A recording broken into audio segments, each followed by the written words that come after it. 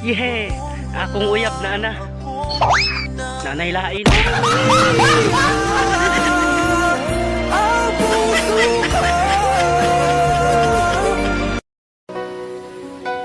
Kung pwede palang ma-hotspot ning ako ang gugma, ipakunik na tika para makahigugma ay tanduha. Don't seem like long enough.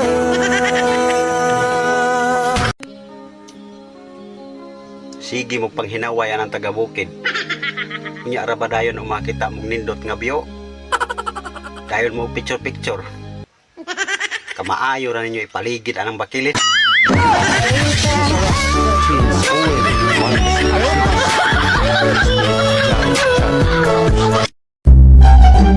Doc, ako po yung pasyente mo last year.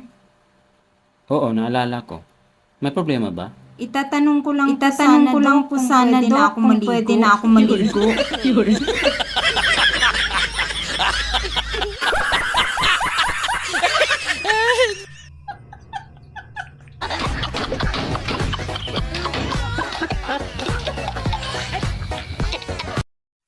Ang pag-ibig, lagi lang daw sa una masaya. Alam nyo naman pala eh. Bakit di nyo subukan sa huli magsimula?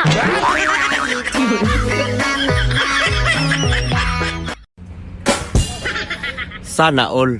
Minayde. Minayde din naman ako. Pero pangpasilos lang.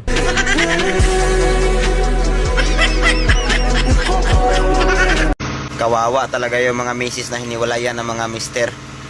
Kasi yung apelyido dala-dala pa. Yung itlog nasa iba na. Proud jud ko kayo sa akong kaugalingon. Kasi kinadugay na akong paningkamot. Nakatigom na jud kong pamaol ug panuhot.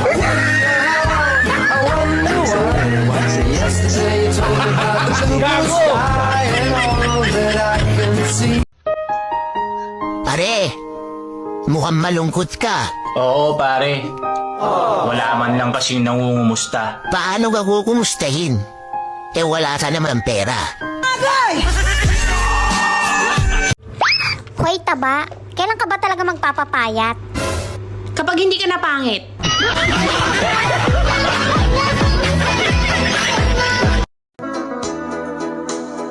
Napuno sa kalipay, nag-awas sa pagmahay.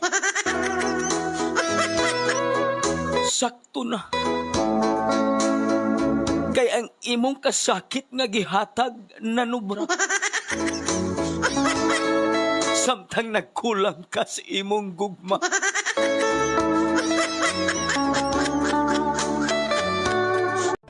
Nakakasira pala ng ulo yung magmahal ka ng todo. Lalo na pag yung minahal mo, sira ulo.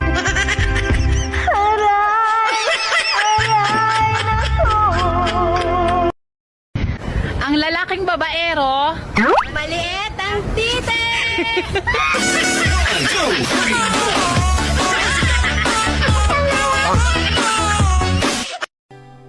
Kung sakit man ang gibiyaan ta, masakit gyud tong nagstay pagyapon siya sa ato ah. Pero naa na di say laing gihigugma.